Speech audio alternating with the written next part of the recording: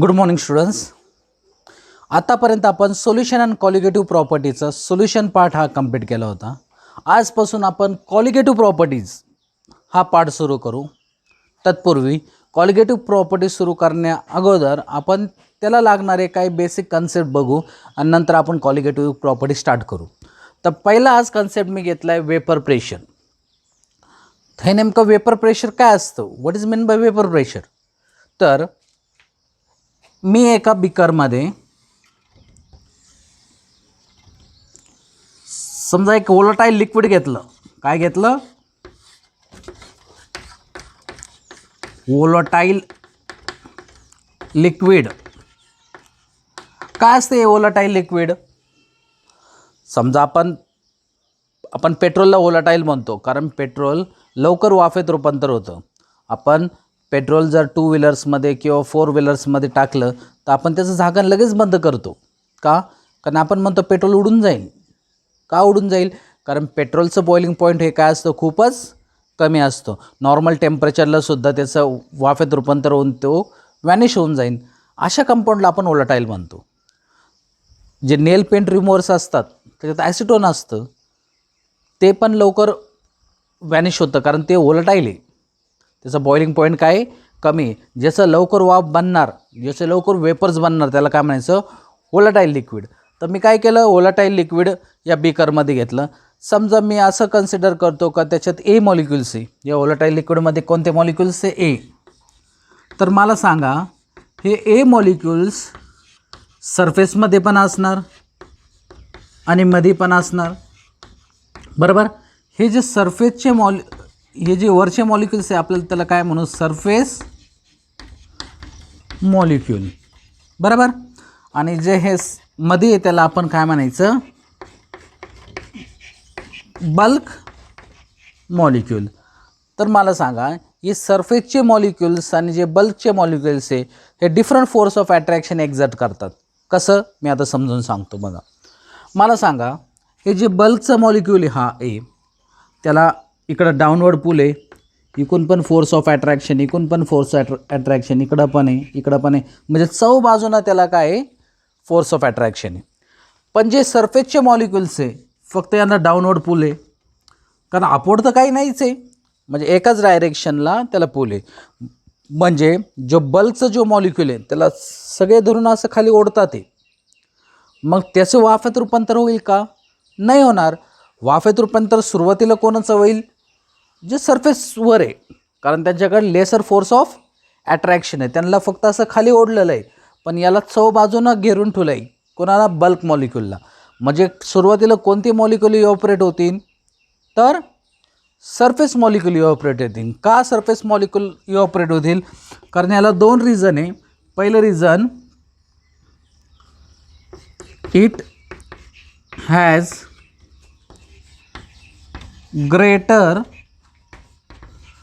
Force of attraction. Sorry, it has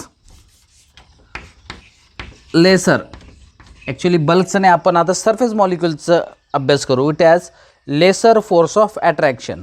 laser force of attraction असल्यामुळं हे ए molecules काय करतील, लवकर वाफेत रूपांतर होतील. एकदा हे मॉलिक्युल सरफेसचे वाफेत गेल्यानंतर मग हे खालचे मॉलिक्युल्स परत सरफेसला येतील. म्हणजे जे सुरुवातीला वरचे मॉलिक्युल्स आहेत ते लवकर इव्हॅपोरेट होतील, नंतर खालचे मॉलिक्युल्स त्या वरच्यांची जागा घेऊन नंतर ते इव्हॅपोरेट होईल. का इव्हॅपोरेट होतं? कारण इट हॅज लेसर फोर्स ऑफ अट्रॅक्शन. आणि बल्कचे मॉलिक्यूल लवकर इव्हॅपोरेट होत नाही because it has greater force of attraction. दुसरं रिझन आहे, it has more kinetic energy. सरफेसचे जे मॉलिक्युल्स आहेत त्याच्याकडे ग्रेटर कायनेटिक एनर्जी असते. कायनेटिक एनर्जी म्हणजे स्पीड. मला सांगा ग्रेटर कायनेटिक एनर्जी 100% असणार आहे कारण ते वरती आले. हे सगळ्या मॉलिक्युल्सपासून ते वरती आले म्हणजे त्यांच्यात ग्रेटर कायनेटिक एनर्जी असणार आहे. बघा या लिक्विडमध्ये सगळे ए मॉलिक्युल्स आहे पण काही मॉलिक्युल्सच वरती येतात ते म्हणून, कारण त्यांच्याकडे जास्त कायनेटिक एनर्जी. ज्याच्याकडे जास्त कायनेटिक एनर्जी ते वरती येणार. नंतर हे गेल्यानंतर परत ज्याच्याकडे जास्त कायनेटिक एनर्जी ते वरती येणार. कायनेटिक एनर्जी म्हणजे मुवमेंट. तर कोणते मॉलिक्युल्स इव्हॅपोरेट होतील? सरफेसचे मॉलिक्युल. एकदा सरफेसचे मॉलिक्युल इव्हॅपोरेट झाले तर बल्कचे मॉलिक्युल परत सरफेसला येतील आणि ते इव्हॅपोरेट होतील, ज्यालाच आपण म्हणजे त्यांचं वेपरमध्ये कन्व्हर्ट होईल. बरोबर. कशात कन्व्हर्ट होईल? वेपरमध्ये. तर मला सांगा, आपण टॉपिक बघतो वेपर प्रेशर. मला सांगा, हा जो ओपन कंटेनर आहे त्याच्यात प्रेशर आपल्याला कॅल्क्युलेट करता येईल का? कारण हे वाफ उडून जाईल. हे लिक्विडचं वेट काय होईल? कमी होईल. आता एवढं लिक्विड दिसतं, ते लिक्विड कमी होईल कारण ते वाफेत रूपांतर होईल. मग त्याचं आपल्याला प्रेशर काउंट करता येईल का? नाही येणार. कारण आपल्याला क्लोज कंटेनर पाहिजे. जर आपण आता हेच एक्झाम्पल इकडं घेतलं, फक्त मी काय केलं, तो ओपन वेसल होता, आता मी काय घेतलं, एक क्लोज्ड वेसल घेतला. चला आपण सेम लिक्विड घेऊ, फक्त फरक काय केला आहे आपण, तिकडं ओपन कंटेनर होतं तर इकडं क्लोज कंटेनर. इथं पण ए,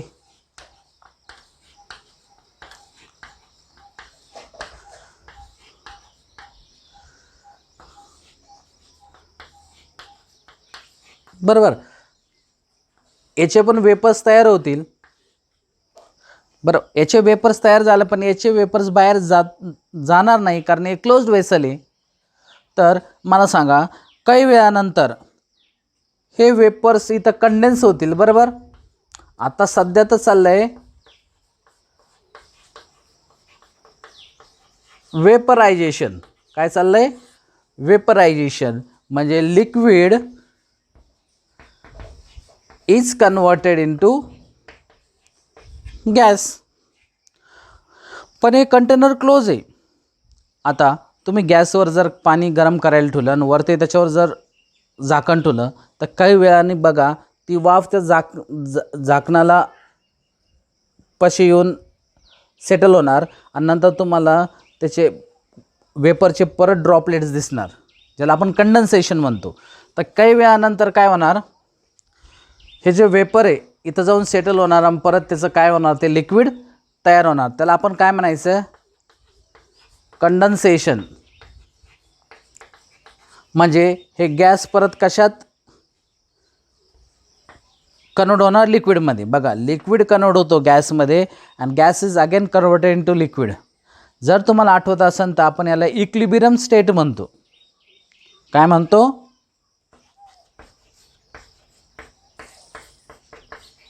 इक्विलिब्रियम. इक्विलिब्रियम कधी म्हणायचं? ज्यावेळेस जितका लिक्विड गॅसमध्ये कन्वर्ट होतो तितकाच गॅस लिक्विडमध्ये कन्वर्ट व्हायला पाहिजे. म्हणजे फॉरवर्ड रिॲक्शन जर जितके असेल तितकंच बॅकवर्ड रिॲक्शन. म्हणजे जितकं लिक्विडपासून गॅस तयार होतो तेवढाच गॅसपासून काय झालं पाहिजे? लिक्विड तयार होतं. त्याला आपण काय म्हणायचं? इक्विलिब्रियम. आता आपण या लिक्विडवर गॅस आहे त्याचं प्रेशर आपण काउंट करू शकतो. तर याला म्हणायचं वेपर प्रेशर. म्हणजे pressure above the liquid surface. कारण वेपर प्रेशर कॅल्क्युलेट करतो pressure above the liquid surface at equilibrium. VP आपण वेपर प्रेशर म्हणू. तर मी इथं लिहितो प्रेशर अबाव लिक्विड ॲट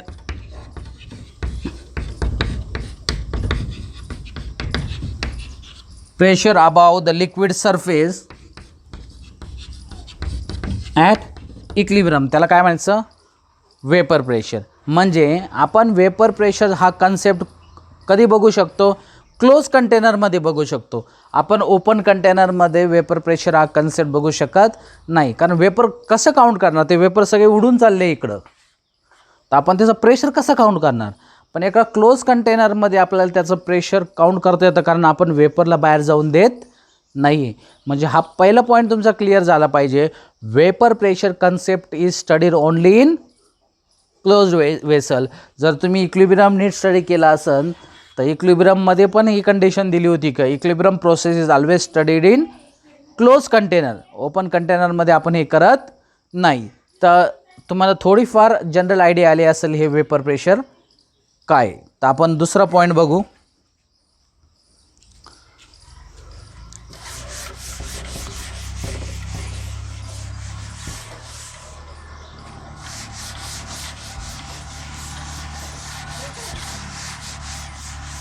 चला आपण पॉईंट बघतोय. वेपर प्रेशर, त्याच्यात आपण बघू फॅक्टर्स ऑन विच VP मी शॉर्ट फॉर्म लिहितो, vapour pressure depends. Factors on which vapour pressure depends. तर याच्यातला पहिला factor, it does not depend upon shape and size of container. मला सांगा, मी जर छोटी बिकर घेतली आणि क्लोज बिकर आहे, तर तिथं एक लिक्विड घेतलं त्या बिकरमध्ये आणि त्याला काय केलं, क्लोज केलं, तर ते लिक्विड वेपर प्रेशर एक्झर्ट करणार आहे. जर मी मोठं बिकर घेतलं तर तेवढंच वेपर देणार आहे, कारण ते वेपर प्रेशर प्रॉपर्टी कोणाची आहे, त्या लिक्विडची आहे. समजा मी पेट्रोल छोट्या बिकरमध्ये घेतलं, आता हे पेट्रोल काय होणार आहे, व्होलेटाईल आहे, म्हणजे त्याचे वेपर्स बांधणार आहे. मग मी ते पेट्रोल छोट्या बिकरमध्ये घेतलं काय आणि मोठ्या बिकरमध्ये घेतलं काय, सारखेच वेपर्स बांधणार आहे, कारण वेपर प्रेशर ही कोणाची प्रॉपर्टी, त्या लिक्विडची आहे. मग तुम्ही कंटेनर छोटं घेतलं काय किंवा मोठं घेतलं काय, ते तितकंच वेपर देणार आहे. म्हणजे it does not depend upon shape and size of container. Shape and size container म्हणजे कंटेनर मोठा घेतला म्हणून वेपर प्रेशर जास्त बनलं, कंटेनर छोटा घेतला म्हणून वेपर प्रेशर कमी, असं नाही आहे. कारण वेपर प्रेशर ही प्रॉपर्टी कोणाची, त्या लिक्विडची आहे. तुम्ही ते छोट्या कंटेनरमध्ये घेतात का मोठ्या कंटेनरमध्ये घेतात, तो सारखाच वेपर्स देणार आहे. तर it does not depend upon shape and size of container. It depends upon nature of liquid. बरोबर, लिक्विडच्या नेचरवर ते डिपेंड असणार आहे. कसं लिक्विडच्या नेचरवर डिपेंड आहे, समजा मी इथं एक्झाम्पल घेतो वॉटर H2O आणि दुसरा एक्झाम्पल घेतो इथं इथिल अल्कोहोल C2H5OH. आता या दोन्ही लिक्विडमध्ये जास्त व्होलेटाईल कोण आहे आपल्याला बघायचं आहे. मला सांगा, हा H2O आहे, तो हायड्रोजन बॉन्डिंग दाखवतो. तुम्ही 11th हायड्रोजन बॉन्डिंग शिकला असाल तर 2 मिनटात मी तुम्हाला सांगतो. हे झालं वॉटरचं स्ट्रक्चर. असे खूप सारे वॉटरचे मॉलिक्युल्स असणार. तर तुम्हाला माहिती आहे ऑक्सिजन इज मोर इलेक्ट्रोनेगेटिव्ह. तर या बॉन्डमध्ये बघा H हा +1 आहे, ऑक्सिजन हा -1. या बॉन्डमध्ये बघा ऑक्सिजन -1, हायड्रोजन +1. पण आपल्याला कंप्लीट मायनस आणि कंप्लीट प्लस देता येत नाही ज्यावेळेस तो बॉन्डमध्ये असतो, म्हणून आपण पार्शल साईन देतो. म्हणजे delta plus -1 -2 delta plus delta. मला सांगा, आता हे खूप सारे मॉलिक्युल्स वॉटरचे एकत्र जर आले तर याचा ऑक्सिजन, कारण ऑक्सिजनकडं निगेटिव्ह चार्ज आहे आणि केमिस्ट्रीमध्ये निगेटिव्ह चार्ज म्हणजे जास्त इलेक्ट्रॉन्स. तर हा ऑक्सिजन काय करेल, या हायड्रोजन संघ काय करेल, हायड्रोजन बॉन्डिंग तयार करेल. आपण त्याला इंटरमॉलिक्युलर हायड्रोजन बॉन्डिंग म्हणतो. काय म्हणतो, इंटरमॉलिक्युलर हायड्रोजन बॉन्डिंग. तर हा याच्या संघ करेल, हा याच्या संघ, असं हायड्रोजन बॉन्डिंग तयार होईल. बरोबर. तर मला सांगा, हायड्रोजन बॉन्डिंग कधी होतं. हायड्रोजन बॉन्डिंगसाठी 2 कंडिशन पाहिजे. पहिलं, एक तर हायड्रोजन पाहिजे आणि तो अशा ॲटमला अटॅच पाहिजे तो खूप जास्त इलेक्ट्रोनिगेटिव्ह पाहिजे. इथं बघा, या ऑक्सिजन संग हायड्रोजन जुडलेला आहे. तर हायड्रोजन आहे आणि हायड्रोजन कोणाला अटॅच आहे? ऑक्सिजनला. ऑक्सिजन हा हायड्रोजनपेक्षा खूप जादा इलेक्ट्रोनिगेटिव्ह आहे. कोण? ऑक्सिजन हायड्रोजनपेक्षा. त्याच्यामुळं काय होईल? हायड्रोजन बॉन्डिंग तयार होईल. तर वॉटरमध्ये हायड्रोजन बॉन्डिंग आहे. इथिल अल्कोहोलमध्ये बघू आपण C2H5OH. मी अजून मॉलिक्यूल घेतो C2H5OH. मला सांगा, इथं पण हायड्रोजन आहे आणि कोणाला अटॅच आहे तो हायड्रोजन? ऑक्सिजनला. म्हणजे इथं पण हायड्रोजन बॉन्डिंग होईल. C2H5OH असे हायड्रोजन बॉन्डिंग इथं पण होईल. पण ज्यावेळेस स्टडी केला होता त्यावेळेस असं आढळलं का हा वॉटर 4 मॉलिक्यूलला बॉन्डिंग करतो. एक वॉटर मॉलिक्यूल किती मॉलिक्यूलला बॉन्डिंग करतो? 4. आणि हा जो इथिल अल्कोहोल आहे तो दुसऱ्या एकाच मॉलिक्यूलला बॉन्डिंग करतो. लक्ष द्या, दोन्हीत पण हायड्रोजन बॉन्डिंग आहे.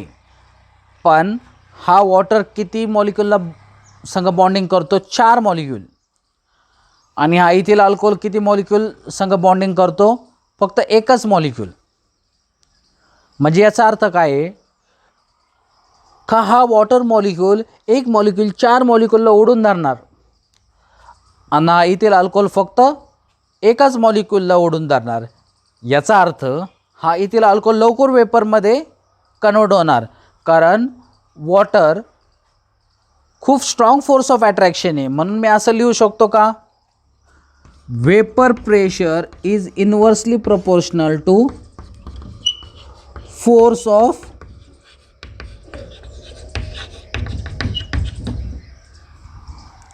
Vapour pressure is inversely proportional to force of attraction. Force of attraction कमी असला तर वेपर प्रेशर काय असणार आहे? जास्त. कोणात फोर्स ऑफ अट्रॅक्शन कमी आहे? इथिल अल्कोहोलमध्ये. आणि कोणात फोर्स ऑफ अट्रॅक्शन जास्त आहे? वॉटरमध्ये. म्हणजे कोणाचं वेपर प्रेशर जास्त असणार? C2H5OHचं वेपर प्रेशर हे वॉटरपेक्षा जास्त असणार. C2H5OH म्हणजे इथिल अल्कोहोल. एका बिकरमध्ये आपण जर 100 ml पाणी घेतलं आणि दुसऱ्या बिकरमध्ये 100 ml इथिल अल्कोहोल घेतलं आणि काही वेळानंतर जर आपण आलो तर आपल्याला असं आढळेल का इथिल अल्कोहोल थोडंफार कमी झालं आहे. कारण त्याचा वेपर्स बनवून ते हवेत गेलं आहे. पण वॉटर तेवढंच आहे 100 ml. कारण वॉटर किती मॉलिक्युल्सला ओढून धरतं? 4 मॉलिक्यूलला. म्हणजे त्याच्यात फोर्स ऑफ अट्रॅक्शन काय? खूपच जास्त आहे. आणि इन्व्हर्सली प्रोपोर्शनल आहे. Vapour pressure is inversely proportional to force of attraction. Force of attraction खूप असलं तर वेपर प्रेशर कमी असणार आहे. म्हणजे वॉटरचं वेपर प्रेशर काय आहे? कमी आहे. आणि इथिल अल्कोहोलचं वेपर प्रेशर काय आहे? जास्त आहे. समजलं? तर आपण पुढलं एक्झाम्पल घेऊ.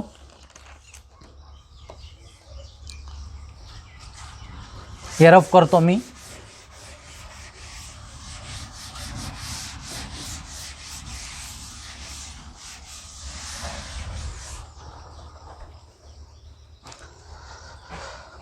चला आपण इथिल अल्कोहोलचं एक्झाम्पल घेऊ C2H5OH आणि त्याच्यात संग आपण एक डायॉल घेऊ.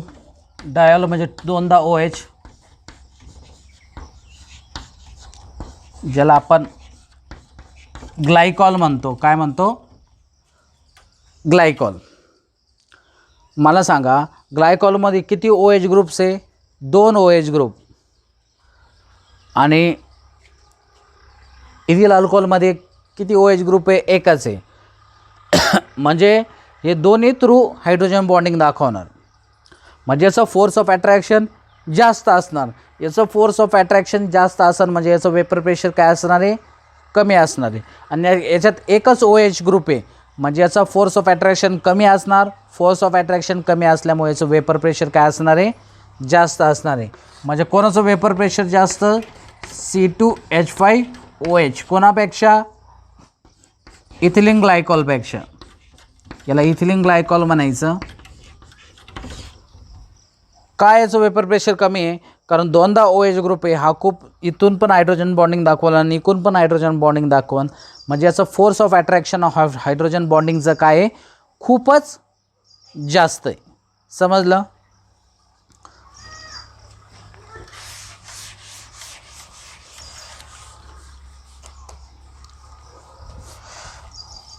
तर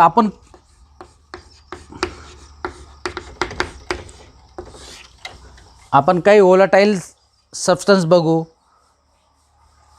आताच आपण व्होलाटाईल सबस्टन्स बघितला, समजा C2H5OH हा व्होलाटाईल आहे, CH3OH मिथिल अल्कोहोल किंवा आपण त्याला मिथेनॉल म्हणतो, हा व्होलाटाईल आहे. वॉटर थोड्याफार प्रमाणात काय व्होलाटाईल आहे. नंतर अजून काही एक्झाम्पल्स बघू आपण. बेन्झीन C6H6, ही जर बेन्झीन रिंग असेल आणि याच्यावर मी CH3 टाकलं तर या कंपाऊंडला काय म्हणायचं? बोला.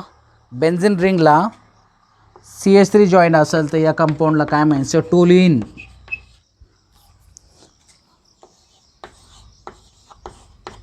पुढलं कंपाऊंड घेऊ आपण इथर. इथर पण खूप काय असतात? व्होलाटाईल असतात. इतर पण काय असतात? खूप व्होलाटाईल असतात. आता आपण काही नॉन व्होलाटाईल सबस्टन्स बघू. NaCl मीठ, हे व्होलाटाईल आहे का? नाही, व्होलाटाईल नाही आहे. नंतर युरिया. मी असेच एक्झाम्पल्स घेतो जे आपल्याला वारंवार यूज करायचे. तर युरियाचं फॉर्म्युला आहे NH2C double bond O NH2 आणि युरियाचा वेट किती आहे? 60 आहे. हे आपण लगेच लक्षात ठेवायचं, कारण युरिया हा जो नॉन व्होलाटाईल सोल्यूट आहे. ॲक्च्युली हा काय आहे? नॉन व्होलाटाईल काय? हा सोल्यूट आहे. आपण इथं सॉल्वंट आणि सोल्यूट दोन्ही बघू, पण युरिया हा काय? नॉन व्होलाटाईल सोल्यूट आहे. बऱ्याच सम्समध्ये हा आलेला आहे. म्हणून आपण याचं जर वेट सापडायला गेलो, हा नायट्रोजन 14, 28 तर खूपच टाईम लागेल. त्यासाठी आपण काय करायचे? जे जे कंपाऊंड्स रेग्युलरली आपण वापरणार आहे त्याचे मॉलिक्युलर वेट आपल्याला माहीत पाहिजे. तर युरिया किती असतो? 60. त्याचप्रमाणे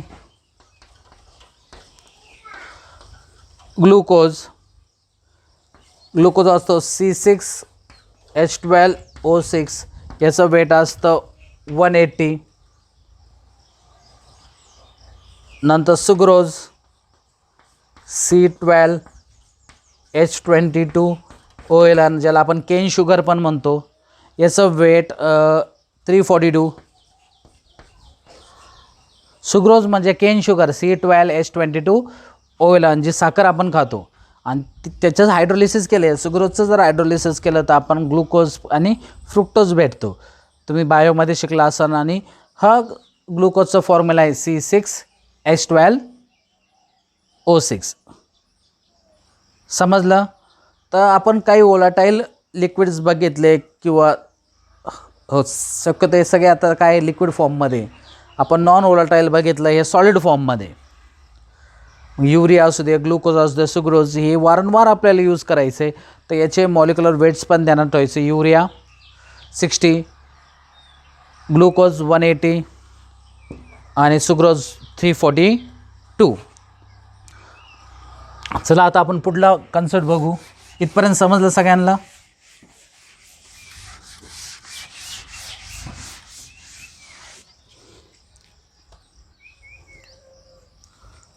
आता आपण बघू वेपर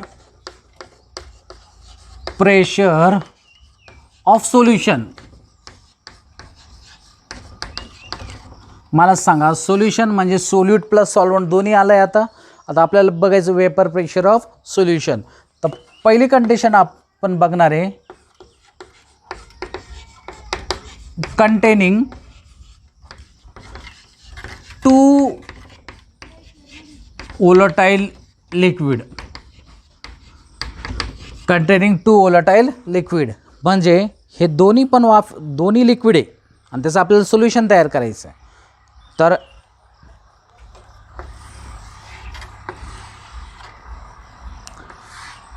पहिल्या बीकरमध्ये मी हे लिक्विड घेतलं, समजा आपण ते लिक्विड म्हणू ए,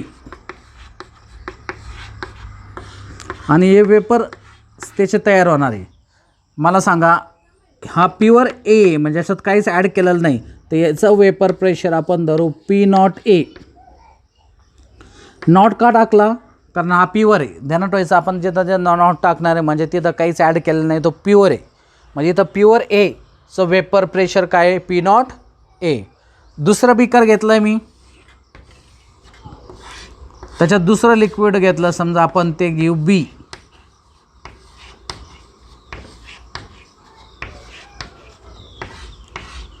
हे पण त्याचे वेपर्स देणार आणि हे पण प्युअर फॉर्ममध्ये, म्हणून याला याचं P0B, P0A आणि P0B.